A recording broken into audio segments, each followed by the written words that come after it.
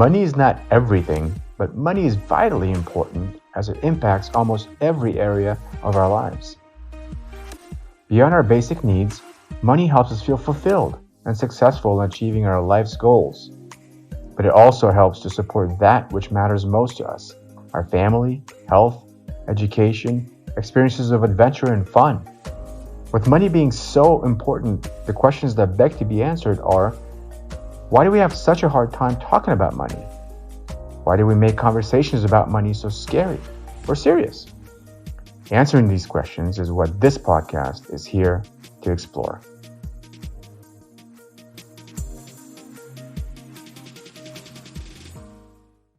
Welcome to the Not So Serious Money Podcast presented by Financial Psychology Center, where money and emotions meet.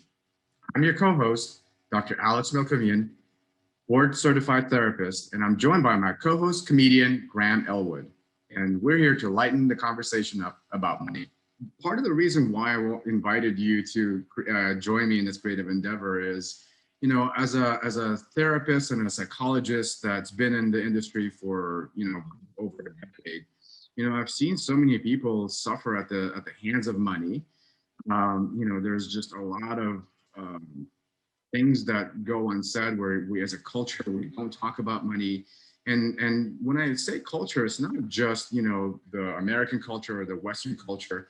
Even each family has its own culture.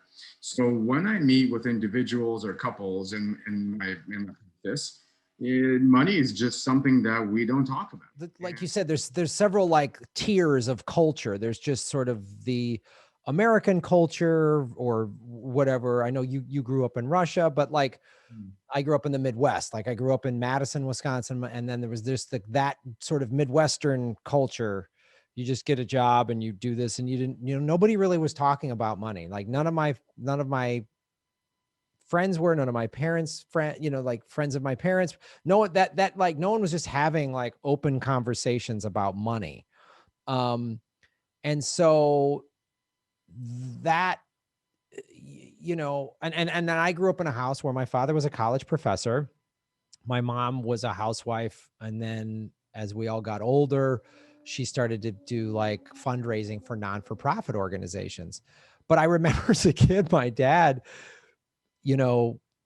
once a month he'd sit at the kitchen table and pay bills. And it would just be this like, we had to leave the house. It was like, yeah, to pay bills. And that was the sort of like, and I remember hearing some of my other friends were like, oh yeah, man, it's bill month. It's bill day. I'd like leave the house and go play because there'd just be like a dad and a checkbook and a stack of bills. Like, I was just this furious, like, oh no, it's bill day. And that was just sort of normal. And I'm sure other people's families had different experiences with that, but that's sort of what it was like for me and some of my friends growing up. And we would just all be like, oh boy, on our big wheels or our BMX bikes or whatever, going, oh boy, it's dad's got the bills out again. And I think this is true with creatives or just people in general who run their own businesses, of just like, just put the money, I will deal with it. I'll just pay the bills when they come, just like, and so we were focusing on, no, let's talk it out. And so, my podcast, Political Vigilance, it's very, like calling out the powers that be. And I'm just always saying on my show, I just want the truth. I just want to know what's going on, whatever political party, I want to know what the truth is. So I was like, well, I should hold myself to that same accountability of like, well, I just want to know the truth of what my finances are, rather than just the like, woo, money comes in, we pay bills. Yeah, exactly. So I was actually very glad when you asked me. Well, I love your energy, your enthusiasm. You definitely share that enthusiasm for financial psychology, which is really my love of my life and my creative endeavor. When I asked you to join me on this podcast, what was your first initial reaction? Can you tell me a little bit about that? Yeah, I thought you were nuts, man. No, you know, it was I'm glad that you did, because, you know, you and I had just kind of talked about money a little bit, sort of in a professional context, and I've been focusing more on it on my YouTube show, The Political Vigilante, and I've started to, I mean, I'm trying to like empower people. And when the, you know, when the pandemic hit last year and all my tour dates got wiped out as a touring comedian, and I had to really focus on just my online business, I, like everybody, the whole country was sort of scrambling, the whole world really scrambling on how to, you know, if their job, if their industry got knocked out, what's going to happen. And so, and I had already maybe 2 months prior to the pandemic was like, you know, I gotta dial in my finances a little more, because I've been self-employed my whole life. And so I've always had sort of up and down money streams, you know, streams and stuff like that. And so I was just starting to like, I got to get more dialed in to running my business. I've got the creative part down. I've been a stand-up comic since I was 18, which means I have no marketable skills other than other than being, you know, a wise ass or whatever. So I was like really dialing the business side of it in.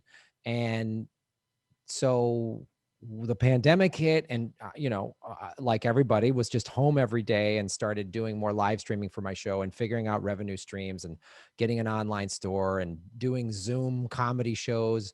Me and my buddy Ron Placone had a whole tour. We had a bunch of tour dates for 2020, and we started to do that on Zoom, and we're just figuring all this out. So really, when you came to me, it was kind of the perfect time. I was like, yes, I need to get over any of my issues or stigma with money. And that's really how I came across this particular niche, and I just really got super enthralled with it and just kind of love at first sight professionally. And so I really wanted to create a platform and give a voice to, you know, either the person or the psychological background that which doesn't really get, you know, a lot of voice. And so here we are talking about money. So what is it like, just kind of, you know, saying a few things about, you know, being a creative and not feeling really comfortable way back when to even talk about finances, and then really using the Corona experience to really kind of understand that there is some conversations that need to be had about money. And so that's, I mean, I was raised, and my father was a theater professor. So, you know, while he had he was a professor, and he was chairman of the theater department, and he had, you know, he had a PhD, spoke 3 languages. And so he had this very sort of established job, but even he was still, you know, he was a creative. He was an outlier. He was looked at as, oh, the crazy theater professor, you know, like the people in the economics department at the university be like, theater, can you make any money doing that? You know, like they, you know, and so it's so funny to show about like the culture. Like, we were encouraged to perform. We were encouraged to be artistic. And that's unique to my family for sure. Cause I know a lot of comedian friends of mine or actors or whatever, whose parents were like, get a real job. So to show the dichotomy, we were so encouraged to like be creative, man. You know, we had this old chest full of like all these outfits, and it was basically just costumes. And so we were encouraged to do plays and perform and express ourselves artistically, but then money was like, whoa. That's something the financial conversation, it sounds like, was really almost avoided to a certain degree. And what you're actually pointing out, you use that word dichotomy. I usually use either dichotomy or the paradox of money, which really kind of brings us psychologically to, we're either all in on one side, the creative side, let's say, for your family, or the business and the practical side. And it's really hard to balance out the two extremes, either within the person, within a couple, or within a family. So you really kind of given a great example of the continuum of, you know, creative to practical, and then the difficulty of, you know, balancing it out. And then usually one avoids the other. The creative avoids the practical piece, and let's say the practical person, the accountant, the engineer avoids the creative a lot of times.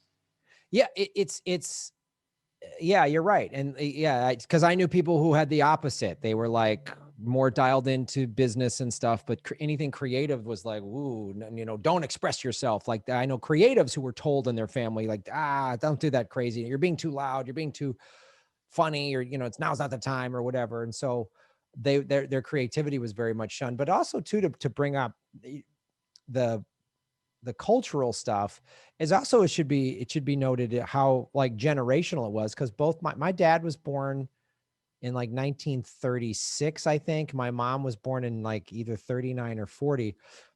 They were in the middle. I mean, they were kids in the middle that they were born in the Depression. I mean, my father especially. And he used to say his parents had real grapes of wrath syndrome because everything got taken away. He was the youngest of 5. So, you know, they had children when the Depression hit. And my grandfather was a butcher. And so it was like, so that money, we never have enough, was just infused in them generationally. And then like my grandfather, my mother's side, he was a lawyer and he was very successful and did well and everybody loved him, a small town lawyer. But then he died in his 50s when my mom was like 9. So then this is in the 1940s, late 40s or early 50s, where my grandmother had to raise 2 daughters being a high school biology teacher. So then there was this like, money's tight. So both my parents were born in a money's tight, we don't have the money. And so that's the message I heard forever.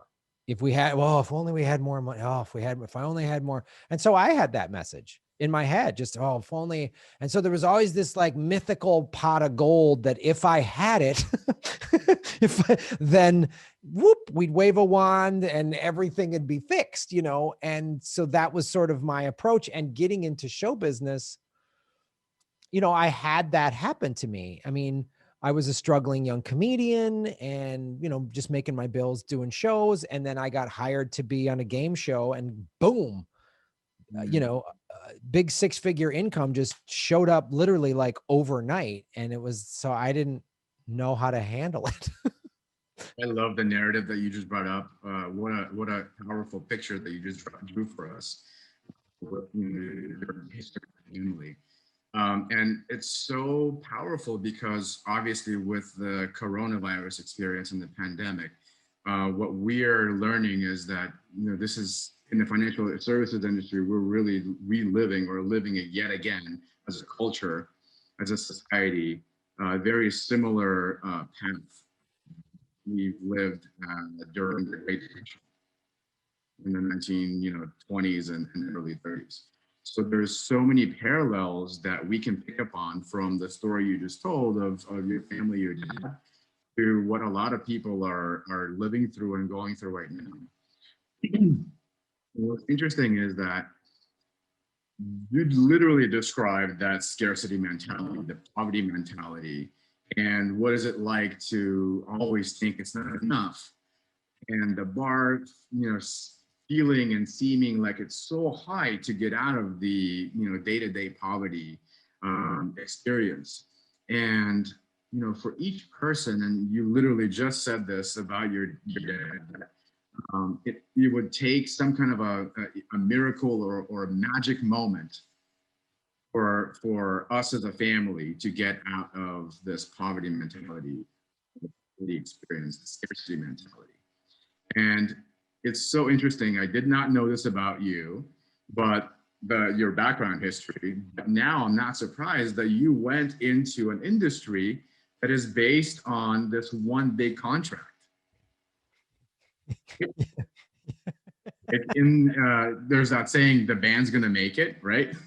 So we can actually use that as a narrative, or, you know, kind of almost a stereotypical narrative of the industry of you know, entertainment industry, comedians, actors, musicians, so on and so on.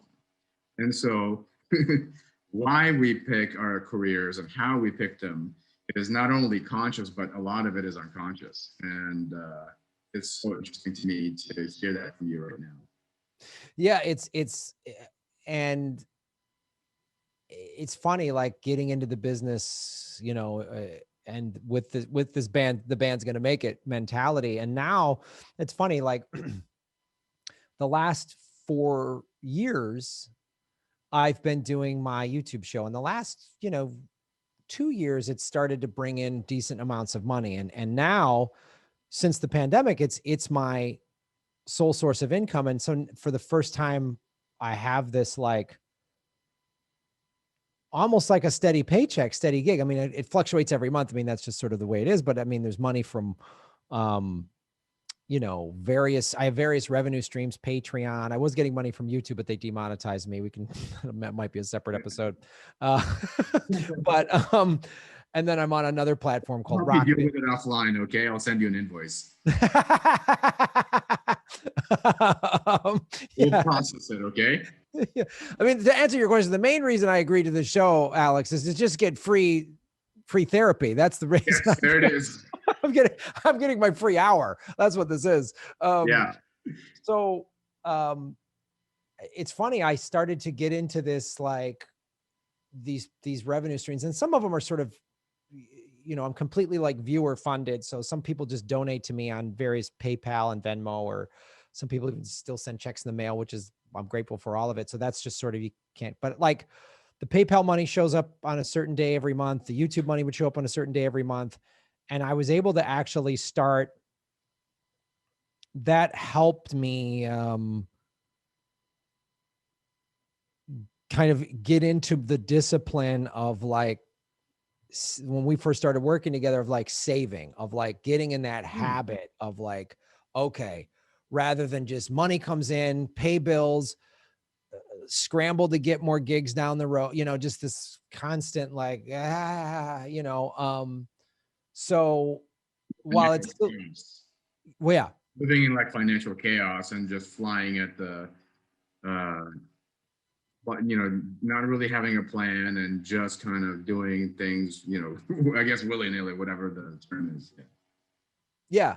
And so it's, and the pandemic, because I was live streaming like 1 or 2 days a week, just kind of as a part of what my YouTube channel was. And then when the pandemic hit, I was like live streaming 4 or 5 days a week. So that's like my job. And I like scheduled days off, and like that became more of a like, okay, I have to really hammer this, but then saw the direct response of the revenue coming in and started to get more a handle on my finances, and start to build up savings and emergency funds. And I have all these accounts now, and then I'm, getting out of debt, and it's like, oh man, this is really doable. And a big part of it was getting out of those old mindsets that we've been talking about that were handed down generationally, really from my, my grandparents, and my great grandparents were immigrants, so it was like handed down. And so now I get to break that cycle when it's love it. So can I ask you, great point about, we call them intergenerational narratives, financial narratives. So if I ask you, is there one that comes to mind, one specific one? Because these intergenerational narratives, they kind of create our beliefs, our norms, and our values, or help to inform our values about money or anything else that we deal with in life. But obviously we're talking about money. So as I raise that question, is there one narrative or one norm that your family kind of instilled in you that is something that and your behavior with money? We don't have enough. That's if only we had more. We don't have enough. There's never enough. We don't have enough. Even though my father passed away last year, but lived very comfortable. They have really nice lives. They live in nice homes, and they have retirement plans, and they have really amazing middle-class lives, like American middle class, which in other parts of the world, in 75% of the world, the American middle class is the wealthy in third world countries. I mean, so like having a nice home and a car and a thing is like, that's how the wealthy elites live in huge portions of the world. So that was the theme. We don't have enough. I don't have enough. There's never enough. I don't have enough. If only I had this. If that's the recurring theme. And love it. So thank you for bringing that up. And what it makes me think about is something called compare and despair, right? We are stuck in this cycle of scarcity mentality and poverty under being. It's really kind of informing our overall behavior, and we get into this compare and despair cycle. So when your dad felt like, you know, there was not enough money, there's not enough opportunity, there's not enough resources, it's a conversation of perspective, and this is why financial psychology is so important. Is the understanding that what are we comparing ourselves to? If we compare ourselves to the 0.1% of the 1%, of course, and there's always going to be somebody who is, you know, richer, better looking, than whatever, healthier, more fit, so on and so on. And then there's also the other comparison the other way, like you just mentioned. And isn't that amazing that we never think of ourselves in the Western world and in American culture as the 1% of the world? But we unfortunately look at ourselves as still, you know, not having enough, not being enough compared to, again, the 1%, even though we have, you know, a nice roof over our head for a lot of people, the middle class. We have, you know, at least one, or whatever the statistic is, 1.5 or 2 cars in the garage, so on and so on. All of those things are there. And perspective is that we are comparing ourselves to something that, you know, is hard for us to attain. There's a big gap. Yeah, it is. And I think that's to the third world. And what happens is, you know, it creates that underlying emotion of guilt, shame, and lack. Yeah. And this is why, you know, we're having this discussion, is because so many of my clients, when they come into my private practice office at Financial Psychology Center, we start talking to them about, you know, what are your beliefs and emotions around money? What are the underlying feelings that come up? What are the most common emotions that you experience? And a lot of times it's shame, guilt, and deprivation. Yeah, it's funny because that's the thing, like, and one of the reasons why we decided to do this podcast, just based on our conversations and the work you're doing of the Financial Psychology Center, of the emotion around money. And you can't just skip over that. You have to really unpack what that emotion means and where it comes from. Like whoever's listening to this, trace it back to whatever family, whatever your generational thing is, like culturally, intergenerationally, what is it? And that's why, and another thing that like is intergenerational for my family for sure was then any sort of you taking your money and investing it or making your money generate more money was always just like, that seems like a scam, or that's, you know, like I remember just, and I can't remember if we mentioned it on another episode, but I remember telling my mom, you know, I spoke to my accountant about 10 years ago and he was like, well, Graham, if you form a corporation and then your corporation, you know, brings in money and then you run everything through your corporation and then you pay Graham Elwood employee. And I remember explaining that to my mom and she was like, is that legal? You know, like, and I was like, yes, it is. I didn't write the tax laws. I didn't find some tricky loophole or, you know, and that's sort of the mentality. And also my dad saying, well, I never wanted to be I had no interest in being a landlord because he didn't want to own an investment property. Because he viewed it as, oh, I got to run around with a hammer and fix everything every time a pipe breaks. And it's like, no, you hire people to do that. You could even hire a management company and literally do nothing other than collect money and, you know, sign documents or whatever. And so that's part of that, you know, mentality. And one of the first things that opened me up to changing the psychology around money was reading the book Rich Dad, Poor Dad, where he talked about the psychology of his poor dad and and how it was a mentality. It was just a different way of thinking about money. That's how he said you had to start. It wasn't like, if you do this and this, you get rich. He was like, change your thinking around money. And rather than saying, oh, I can't afford that, you just ask the question, how can I afford that? So right now, maybe I don't have the actual dollar amount for that, but how do I get, rather than just this like defeated, I lost, we don't have it, forget it. It's like, okay, that's this thing I want to do costs this amount of money. I don't have it yet. How do we get there?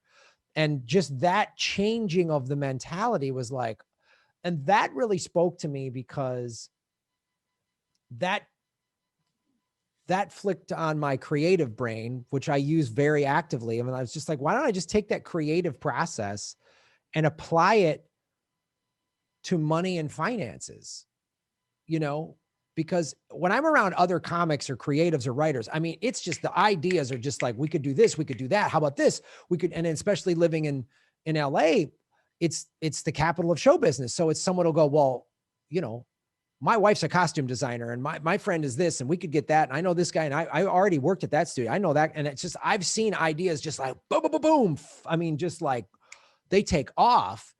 And I was like, well, and I started applying that with that's why I like podcasting and the digital medium, is it got me out of the old mindset of some network, some movie studio needs to give me this big job, and that's how the band will make it. So podcasting and the digital medium created like, well, wait a minute now.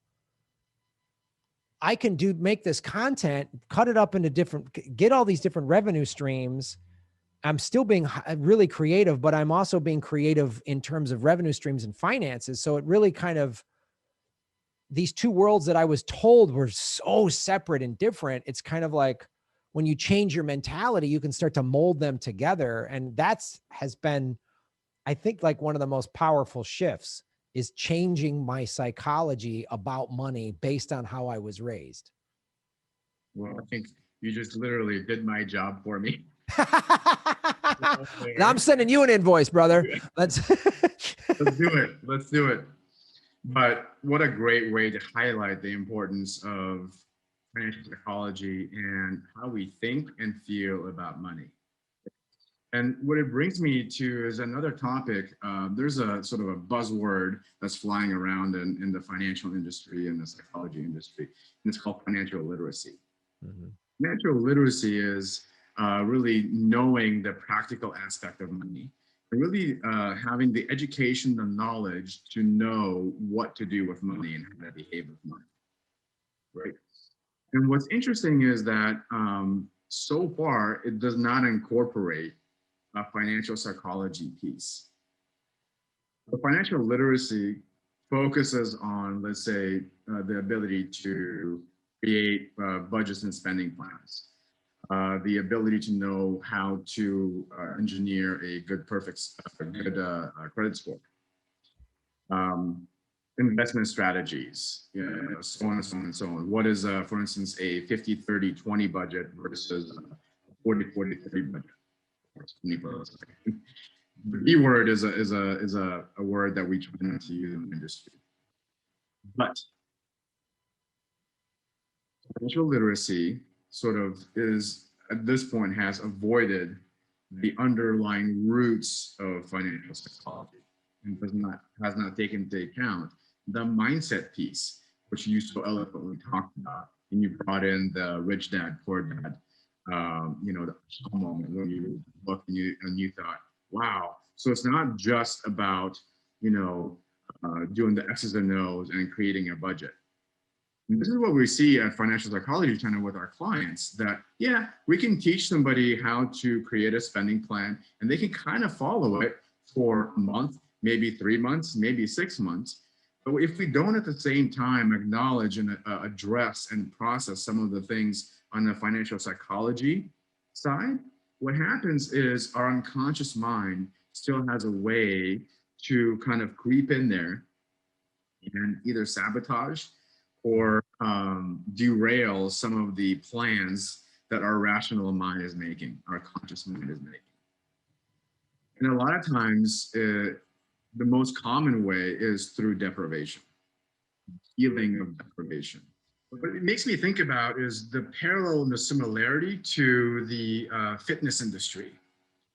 How so many of us go on, a diet or an eating plan to, lose weight, but over time we're not able to sustain that particular meal plan or diet because a lot of times we feel that deprivation that we can't eat something. And it's a very similar idea here with spending money.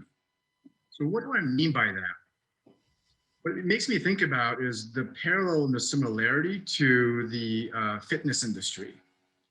How so many of us go on, a diet or an eating plan to, lose weight, but over time we're not able to sustain that particular meal plan or diet because a lot of times we feel that deprivation that we can't eat something. And it's a very similar idea here with spending money and adhering to a spending plan.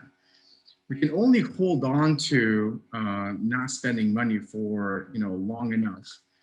And sort of our conscious mind is in the back somewhere in there, waiting patiently and waiting until it knows that we're not going to be able to sustain this level of discipline for long enough. So in 6 months, in 9 months, or a year's time, that client who has been very diligent about adhering to that spending plan eventually goes, oh, finally I got my spending under control, and now it's time for me to reward myself. At that point, the yo-yo behavior begins, and it really, unfortunately, undermines all of the previous work that particular client has done.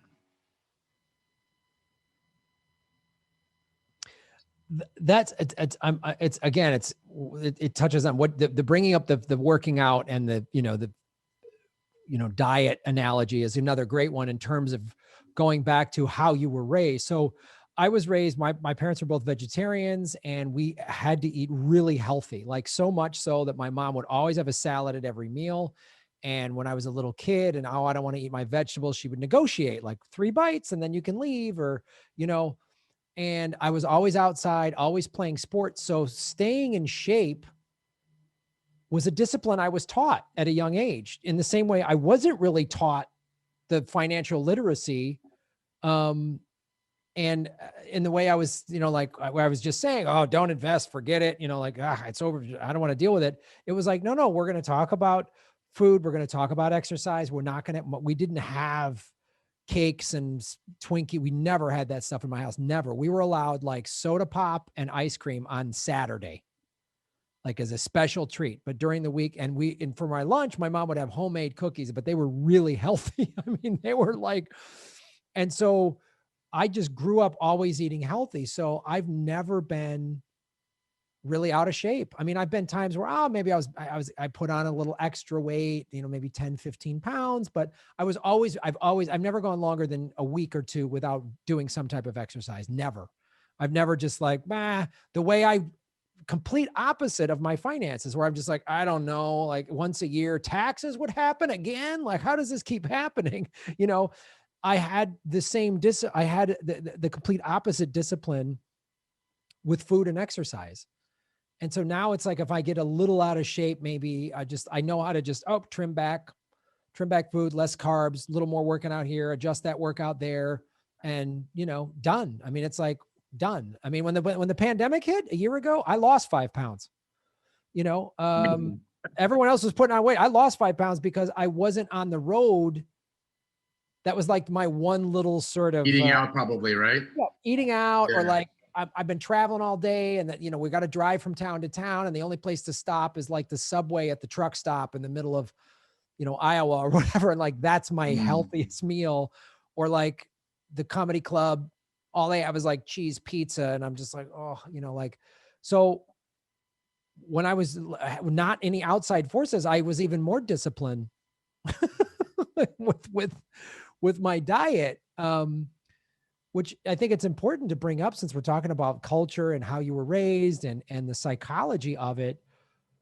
And when I found, like a year ago, when I really started to focus more on my finances, and you and I started to work together, and I was like, and I saw the discipline I have with exercise and eating. So that's the thing I've said to some friends of mine. They're like, man, Graham, you really turn your finances around. I say, you have an area of discipline in your life. I don't know. Some people, they're good at researching. They can, whatever that is, they have a discipline somewhere, and they take that model of discipline and apply it to food and exercise, apply it to money, whatever. And it's the specifics are different, obviously, but the overall model is the same, right? The strategy. Yeah. And I love how you're literally sort of are able to piggyback on the conversation about the physical fitness, and really getting into the financial fitness idea.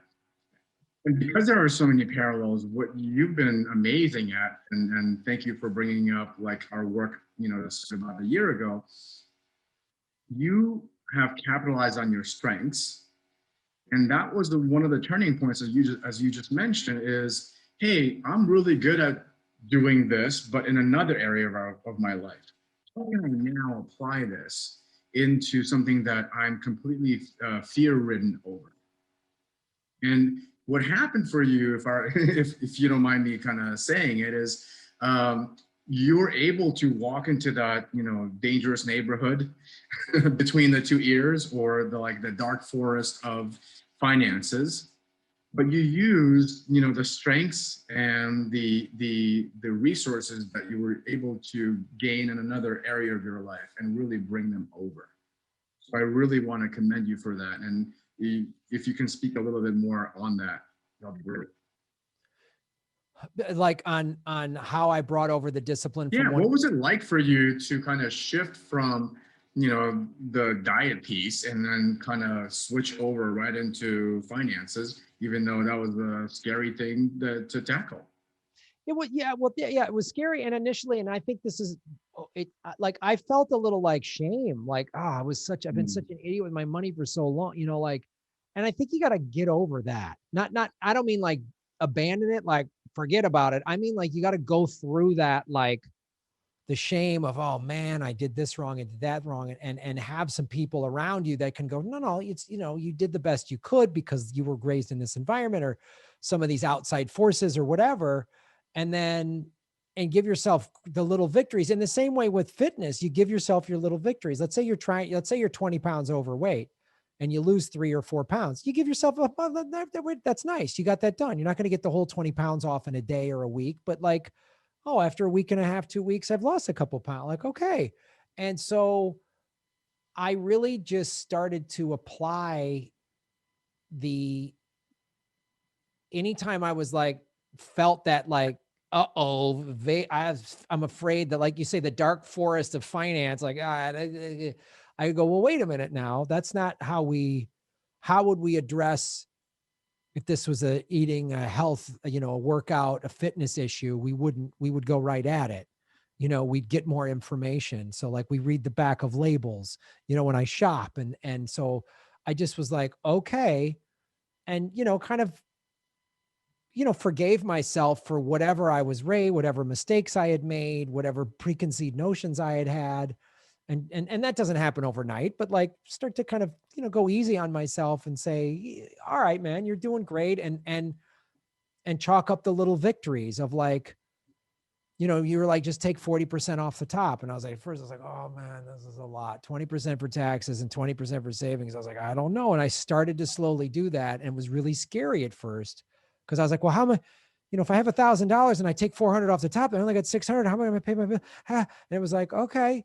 And then slowly got through that and then counted the little victories in the same way. Like if you were, I mean, I was the equivalent of, you know, 50, 60 pounds overweight coming in my finances is what it was look like. I was like someone who hadn't really been working out. I was like, I was eating crappy food, you know, and I'd get a Diet Coke with my value meal and think, well, this should help me get into shape. And it's like, right. No. What a great picture that you drew. Yeah. And what I want to kind of bring this conversation back to is the cultural piece. Cultural piece in all of this. As a culture, we are so into get rich quick or lose weight fast mentality that for a lot of people that, you know, we work with at FPC, the underlying narrative is how can I get through this as fast as possible?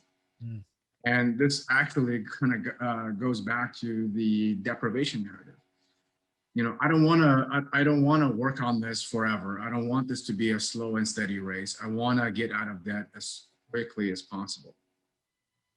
And the difference actually between a lot of those clients that I'm thinking about right now and you is that you were able to like take those small victories and you didn't have necessarily a need for that big, you know, hey, for that big miracle, the band's gonna make it, or I'm gonna wipe all my debt away within, you know, the shortest amount of time, but I'm gonna deprive myself doing it. So I think that's a really key point to make here is that, you know, unfortunately, this is not a sexy idea here, but, you know, it's this, the slow and steady wins the race kind of a narrative that's operating here. Yeah. And again, which is so great. And to parallel again, the food thing, like the crazy food diets, just stop eating this. And I know so many people who've done them and they're like, oh, I lost 10 pounds in 6 weeks. And then they always put it back on because it didn't get to the root of it. It didn't change habits. You have to just change habits and behavior to get in shape and stay in shape. Fad diets never work. They yo-yo. Just the same thing with like a fad finance thing. Just do this one thing or read this one book or Here are 3 tips. Yeah, exactly. Yeah, the 3 tips. I put them out myself, but you know, my 3 tips are usually about financial psychology and the beliefs and emotions around money. So yeah. Yeah, but again, like the beliefs and emotions, that's long term. That's getting to the root of it. It's not just like take your Starbucks change and put it in a bank or whatever. It's like it's talking about getting to the root of it. That's what your financial psychology is about, getting to the root of where did this come from? It went back to my parents and my grandparents, and they were or whatever your family lineage is, as we talked about earlier. Then you get at the root of it. And then when you know where it came from, then you can like start making small steps to change behavior. It's like if you take a cargo tanker at like in Long Beach Harbor and you point it, the difference between like, you know, Hong Kong and Australia is about like that. 1 degree. 1 degree. 1 degree takes it to a completely different place. 1 degree. So that 1 degree off on a GPS. Exactly. That's it. Yep. And so you just start making that little 1 degree change. And so that's like, you know, that's how I started to like, and I'm still like not, you know, perfect. It's not like my fighter, like, but it's so much better. Wait a minute. You're not perfect, Graham. Our audience is going to be very disappointed. I'm lying. Everything's a lie. So yeah, and that's like, and going through the, you know, I heard somebody say, you know, 2 steps forward and 1 step back still adds up to 1 step forward. And then that 1 step back, if you really learn something from it, it really wasn't a step back. It was just a learning experience, you know? So that's how I started, you know, again, it's all about like just completely changing my perceptions about money. And, you know, I used to always, you know, the not have enough and they have it better than me and all that attitude stuff that we talked about. A great example, a friend of mine called me today and he was like, he had inherited a big amount of money. And I was like, that's awesome. And he has a plan to deal with all, you know, and I used to think like, if I would have heard that, you know, before I changed my perception, I would have been like jealous or I would envious or what, whatever. And now it's just like awesome because I'm totally confident and comfortable in my financial psychology that I don't need I don't need an outside, I don't need to compare to anybody. I don't need to like whatever. And it was like, it's the same thing with working out. I mean, if I look at a professional athlete or like a fitness model, well, no, they're they're ripped, but I'm totally happy with who I am. I'm in great shape for a 51-year-old and I'll take it. Like that's, I think the perception is where that's where it all is, I think. Absolutely. And I think what you're describing is what we call it financial ease. It's kind of balance and the equilibrium between understanding your financial psychology, but also balancing that out with practical knowledge and actionable steps so that we're not just stuck in, I got to do this, and this, take these actions and avoid the beliefs and emotions, or just be stuck in emotions and understand my beliefs, but never get off the couch. That's the balance and the financial balance and financial equilibrium. Yeah. Which, that's what this show is going to be about, going into the financial balance and equilibrium, and also, and then, personal stories and how it applies to those circumstances and how we can, learn from those. And like I feel so empowered now, whereas before I just felt like it was all these outside forces, just like, I'm just at the mercy of this job or that job or money or the taxes or the government or whatever. And so that's the thing I hope, as we really get into this podcast and get into more episodes, we'll get into specific stuff, obviously, but I really hope it gives people what I've gotten, and what your job is to empower people with their finances, starting emotionally and the psychology of it. Absolutely. And I love your enthusiasm that you share for money, financial psychology, and really giving a voice to what everybody's financial truth is, because every one of us has our own individual financial truth. So really appreciate you jumping on this episode, and stay tuned for more.